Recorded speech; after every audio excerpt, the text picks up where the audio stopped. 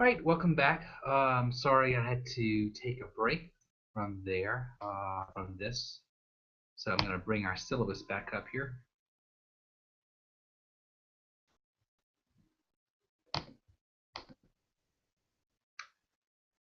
All right, so as I had said, the last two things I said was your oral exam will be worth 25 points, and your final oral exam will be 25 points. Whenever it comes close to those times, what I'll do is I will schedule 15-minute increments of time for you all to meet with me back to back, and I will come in here. Everyone will get the same questions. I'll ask you those questions, and then just listen to your response. I usually provide, or I will provide, the questions for you in text, not before the exam, but whenever you step into my office, I'll give you a copy. You're not having to listen to me mumble or stumble over words. It's said or asked the exact same way for every student. So um, I think it's nerve wracking, and I know it's nerve wracking, but if you're talking to a parent, if you're talking to an administrator, you're not going to be writing it down. The information you're going to be learning in this class, is not necessarily something that someone's going to ask you and say, "Oh, let me go look at a textbook." These are things you really should have in your head and you should know really well. So I'm able to test that by asking you and seeing if you can just kind of give me the information and provide me that information in a comprehensive verbal way. So you also will have a 20-point intervention paper and handout, which is a handout intervention paper, also a handout, and then a presentation that you'll be making. So those are some of the things you'll be doing in the class. Um, so this website right here, this Dropbox website, if you go to that,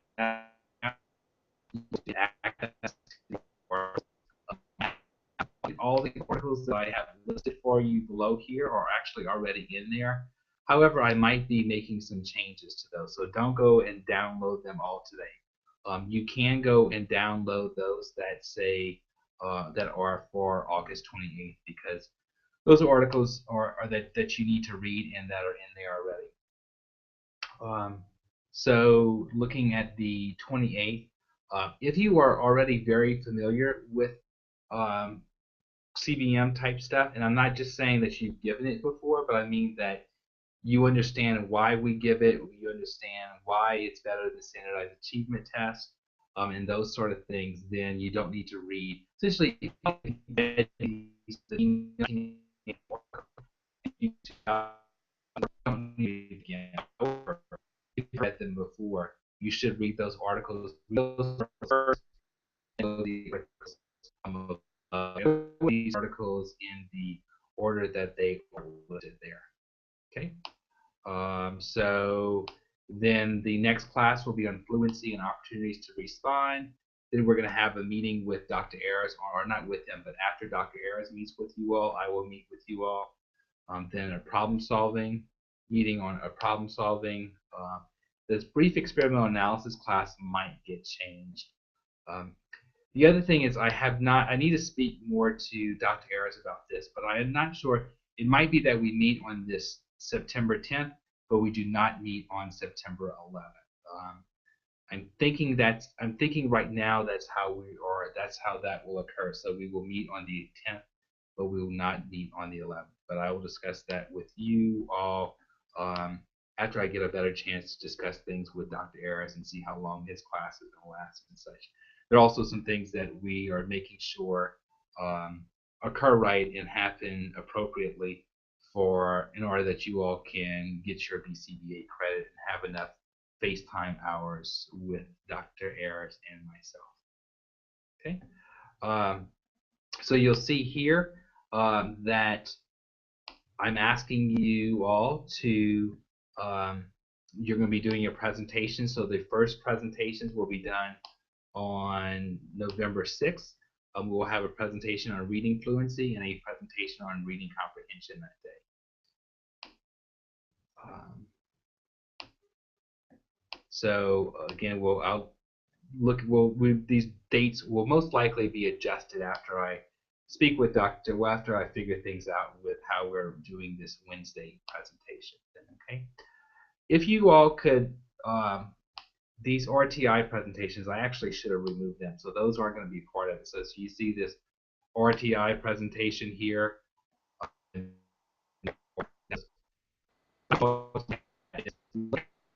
Content areas, so presentation, writing, presentation, vocabulary.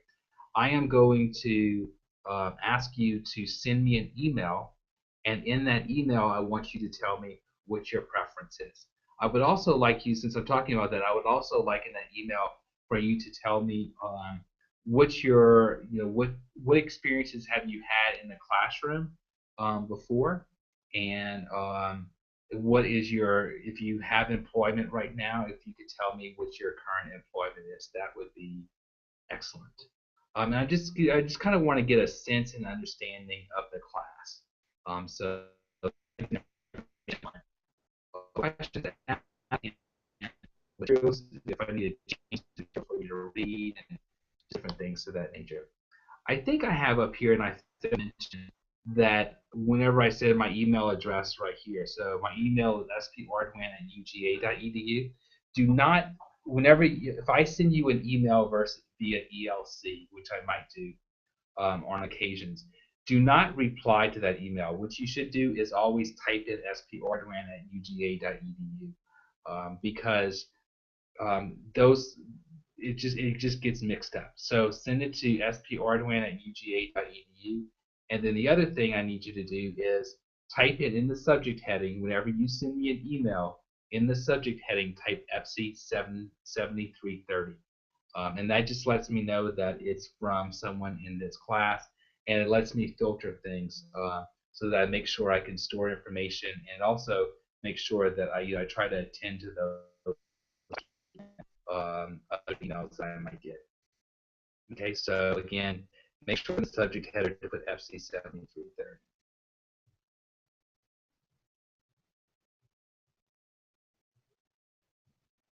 So you're going to be sending an email to sp@uga.edu after looking at this video, and you're going to tell me, you're going to look at those presentation possibilities, and you're going to say, Scott, I would like to do a presentation on reading comprehension or vocabulary, or reading comprehension or ESL. I am not saying that you will get that. I am just using that to take it into consideration.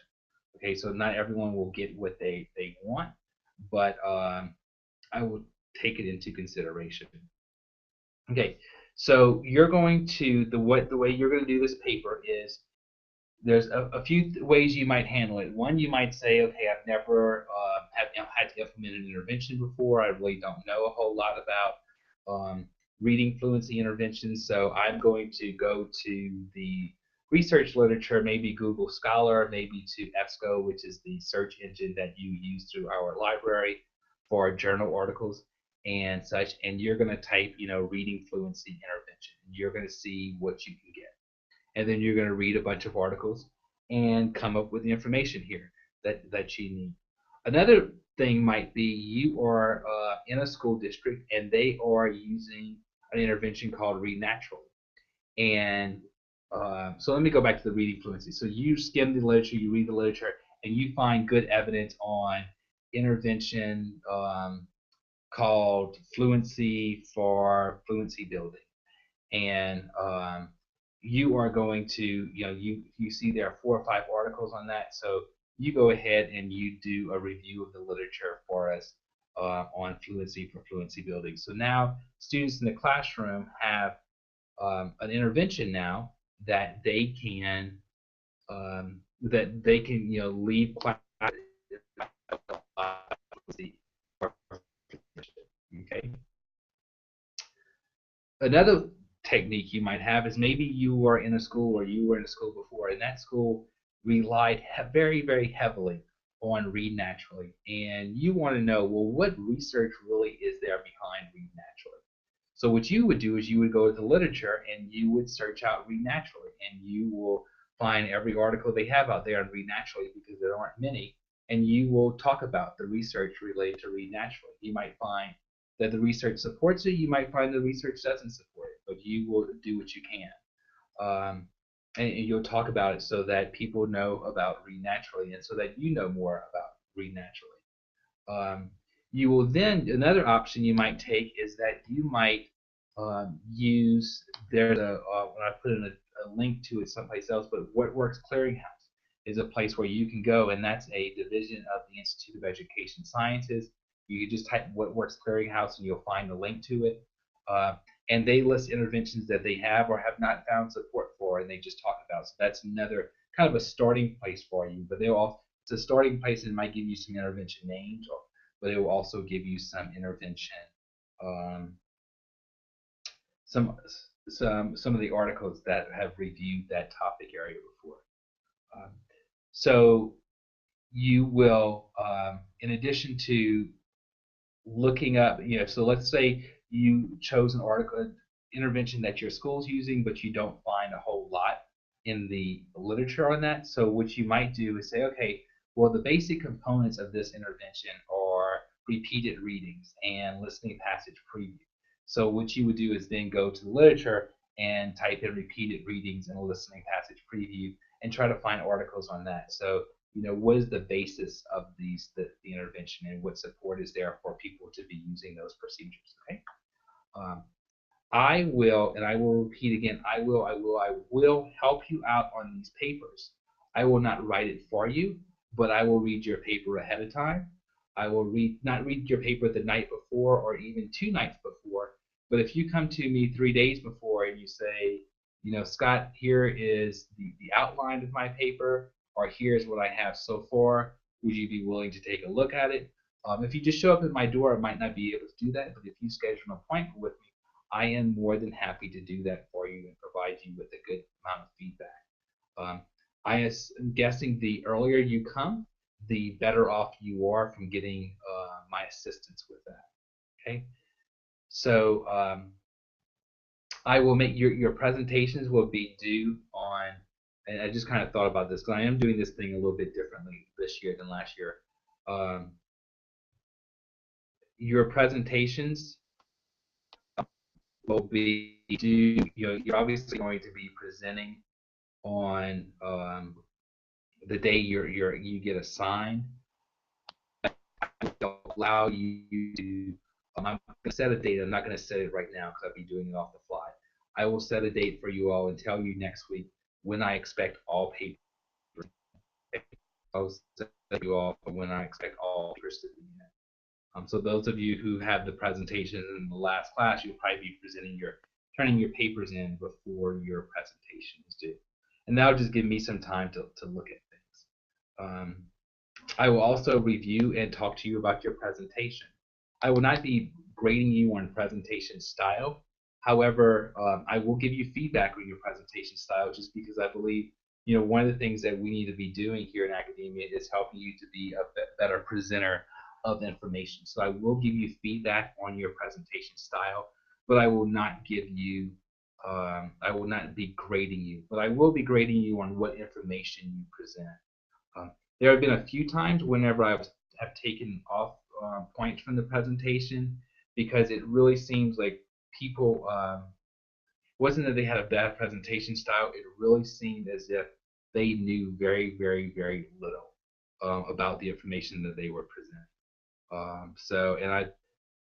It's just anyway, there are ways you can tell that. So getting up there and presenting. I think it just happened to work. So I want you to know this stuff.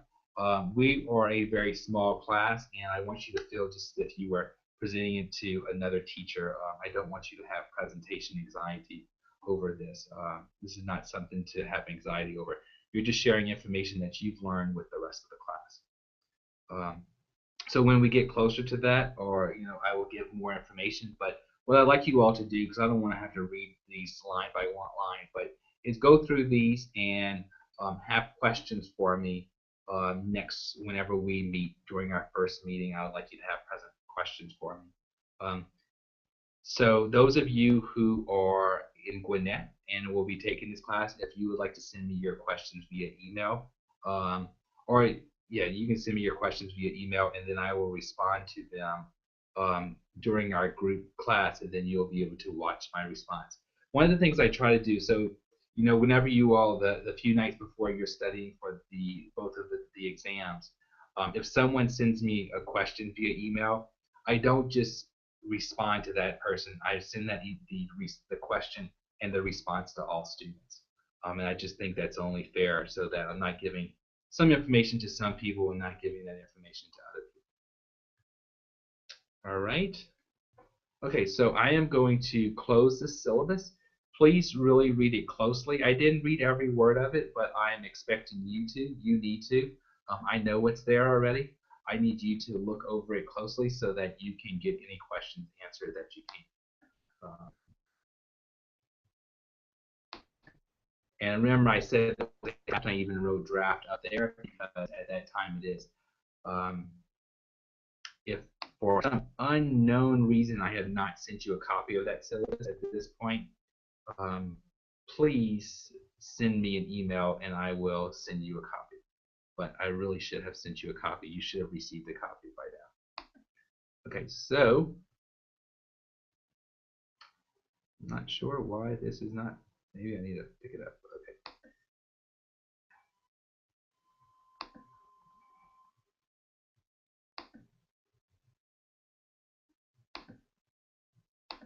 Okay. Okay. So now I'm going to go over curriculum-based measurement with you all. I want to go over it with you just sort of quickly so that you are able to have some basic understanding of it before you go and read all of that information. So my first question I have here is why cover CBM? Most of you are planning on going into I'm assuming most of you are either teachers are already, or you are planning on becoming a teacher at some point, or you are going to be involved in the schools. Curriculum-based measurement is a key component of any school doing decent RTI. CBM has a lot of problems. I'm a big proponent of CBM, but I am also someone who's aware of a lot of issues and problems with CBM. And I think I'm atypical. Most people either are huge supporters of CBM and talk about how absolutely amazing it is, and then there are others who just bash it and just talk about how awful it is. I think it's great and amazing, but I also see problems with it. So I'm going to discuss some of that. Now, I'm not going to talk much about that tonight. Actually, I'll talk very little about that today, but I just want you to know that information, I guess. But so most schools who are doing a good job with RTI are somehow using curriculum-based measurement, CBM. So for that reason, I think it's very important for you all to know and understand. So we'll talk about these different models, but you have curriculum-based measurement, then you have curriculum-based assessment. Curriculum-based measurement is a much broader category under which curriculum-based measurement falls. I'll talk more about curriculum-based assessment with you at a later date. Then you have something called DIBELS, which is dynamic assessment of early literacy skills. Some people say their school does DIBELS. Well, that's kind of like saying their school does Rigby. DIBELS is just a company that provides CBM assessment materials. Okay, so the procedures that DIBELS uses for their oral reading fluency and some of their math and their writing really don't differ at all from what AIMSweb does, except for the fact that AIMSweb has just different reading probes for reading. And what else is AIMSweb different? They're a different name on the probe. So the procedures for oral reading fluency and letter naming fluency, letter nouns fluency, and same are the same. I'm not going to talk FAPE-R. FAST is another one that's kind of I hope, an up-and-coming one. I'm actually part of the individuals who developed FAST, and I'll talk to you all more about that as we proceed with classes. So just the point I was trying to make to you all there is that some people talk about, they say they do DIBELS or they do AIMSweb, but they have no understanding or clue that what they're doing is curriculum-based measurement, and what they're using is AIMSweb probes, or the probes made by AIMSweb, or the probes made by DIBELS, or the probes made by FAST. Okay. So why should we do CBM and why cover CBM? Well, one thing CBM is useful for universal screening, for screening. So we need to identify kids as early as possible who are struggling academically. The number one cause of behavioral problems are kids not um, being able to do the work that they're given. So the only way those kids can get attention is by engaging in inappropriate behavior. We want to catch kids up early. The earlier we catch them, the more likely we are to have success in them doing or learning and becoming proficient, like we want them to become proficient. If kids are practicing reading the wrong way, guess what? They're going to become good at doing it the wrong way, and that's going to interfere with their development of successful reading skills. So there are many, many, many reasons for catching kids early. We'll talk more about that later on. So what I like to do in most of the Dibbles Ainsworth Fast provide you some sort of graph, some sort of line graph like this, or some way where you can look at a class and look at a child and see, well, how does this child compare to other kids in the classroom? So CBM, unlike the, let's say, the CRCT, CBM lets you compare a kid to other kids who have had similar economic backgrounds. It's not true of all schools, but most schools, kids are coming from fairly similar economic backgrounds or a fairly similar environment. I understand there are some big differences, but overall, this is true. I think, and that was a generalized statement, but overall, I believe it's true. So, the kids you were working with if you're working in Oconee, none of them have been living in um, a urban area where there's tons of gun violence, unless they've moved from one of those areas recently. So and they've all also had. If we're looking at a second grader who's been at a school for 3 years, they've received a certain type of instruction. Okay, so they've grown up in somewhat similar learning environments. I'm not going to talk about curriculum-based assessment right now. I'm going to leave this stuff for later, but just kind of curriculum-based assessment was really developed in the 70s, and then so Dino sort of refined it to become curriculum-based measurement. I'll go over these slides whenever we're meeting because I want to do more interaction with them whenever I present them. So a lot of the things within curriculum-based measurement are really accuracy-based, whereas um, curriculum-based measurement is very much a fluency-based model. So we're looking to see how many words does a kid read correctly, or how many math problems do they do correctly in a specified amount of time. Okay. One of the differences between CBM and a lot of the other measures out there is that there are very clear rules and guidelines on how to do it. So it's just like, if I go to school and I teach a school district about CBM, I say you really need to take this just as seriously as if you were giving the CRCT. Whenever you give the CRCT, you read a specific set of directions to the students, and you're taught to read those specific set of directions to the students, and that's how you need to do it. The same thing is with CBM. I have 2 research studies out there where we show that if you change the directions on a kid, depending upon how you change those directions, you might encounter differences in their oral reading fluency. So every kid in the class, every kid in the grade level, every kid in the school needs to be given the same exact directions. And every time you work with a kid, those kids need to be given the same exact directions. Because we have this standardized set of instructions for administering and scoring CBM, because of that, we have a lot of studies. There's tons of research. There's hundreds and hundreds of reading research studies that support CBM. And we have that many because we have standardized procedures to be able to do it. So all those studies have basically followed the same exact procedures, which provides us with a substantial base to have confidence in the data that we're getting whenever we administer these, as long as people follow those procedures whenever they're doing it. Okay.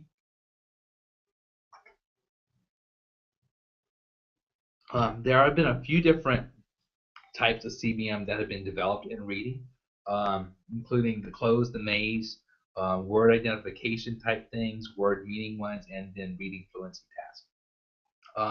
The close and maze, what the close is you have typically the way it's done is the first you present a passage to a student, and it can be group administered or individually administered.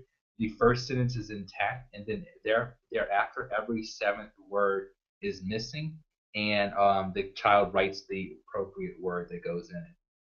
The maze, the research supporting the maze came after the research on clothes. And the maze, what they do is where that blank is, there are three options that the student chooses from. One they say is a far distractor, meaning it's completely, like completely doesn't make any sense. And then another one's a more near distractor, so it could maybe possibly fit in that space. And then you have the correct answer. Um, I am I think the maze has some potential benefits, um, but people use it as a measure of comprehension. It is not a measure of comprehension. There's no been now it measures comprehension in the same sort of in the same way that oral reading CBM oral reading fluency does, but not as good because we lose some information. Essentially, what you learn whenever a student does a CBM, you give them that sheet of paper, they circle the correct words, and then you count the number of words that they circled which were correct, and that's their score. So the dependent measure is the number of words circled correctly during the 3-minute period. What you essentially know is that the kid read at least up to that point where they circled that last word, and that's essentially what your score gives you an indication of. But we don't know how many of the words, whenever the kid was reading, did they miss.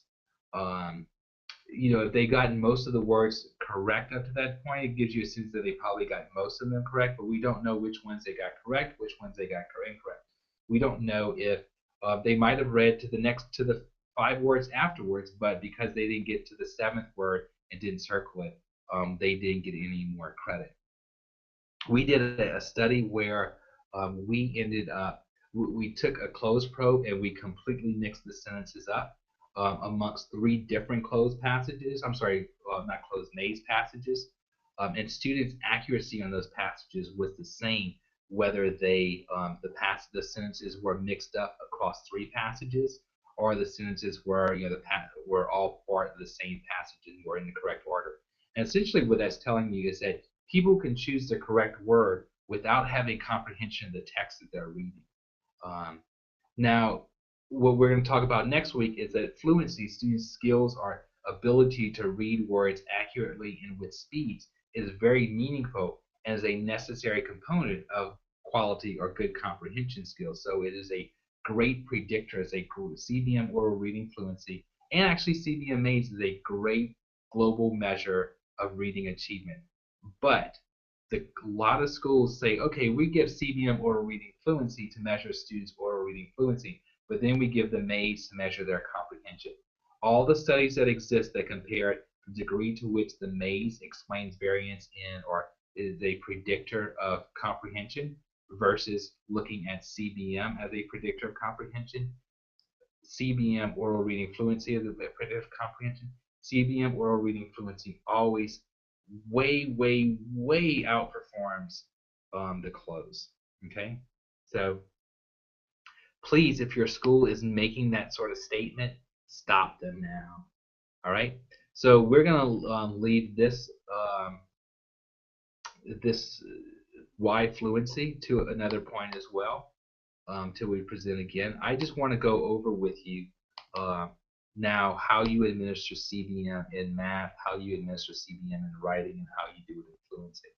So with math, the students are given a math probe, and you determine what skills you're going to assess on there. Generally, we give them 2 minutes to do as many problems as they can, and the way we score it is the number of digits correct per minute. These are some pretty standard directions that we might give to students, so please write your first. This is just kind of pre-information. You're not allowed to look at the paper. Then you say this is a math worksheet. All the problems, or you would say addition, subtraction, multiplication, division, whichever it is. Or if it's more, if it might addition and subtraction, you might say, there are mixed problems with some being addition, some being subtraction. When I say start, blah, blah, blah. At the end of 2 minutes, you stop and you make them hold their papers up. So here's just some examples. 5 plus 26, the correct answer is 31. So they would get 2 digits correct for that. 5 plus 21 is equal to 36. The 3 is correct, but this and so the 6 is correct. No, I'm sorry. Yes, the 6 is correct, so they get 1 digit for that, but they put a 3 instead of a 2 there, so they only get 1 digit, not 2 digits correct. 5 plus 20 should be equal to 25, so they get 1 digit correct for the 2, but nothing for the 3. 5 plus 16 is equal to, they wrote 301, it should be 21, so they get 1 digit correct for that 1, but yeah, they don't get anything for those other 2. Okay, so we do the dependent measure for this one is the number of digits correct in the 2-minute period of time. Now, sometimes we might have problems that look like this, and what we do for these, we actually, for this problem right here, you have 3 possible digits on this top line, the 3 zeros, 3 for the next line, and then 1, 2, 3, 4 for that line. So you have a total possible right there of 10 digits. Okay, actually you count, I think you count that line here. I will show you all this website called Intervention Central, and on Intervention Central it actually gives you a math probe and it shows you how many possible digits in each one.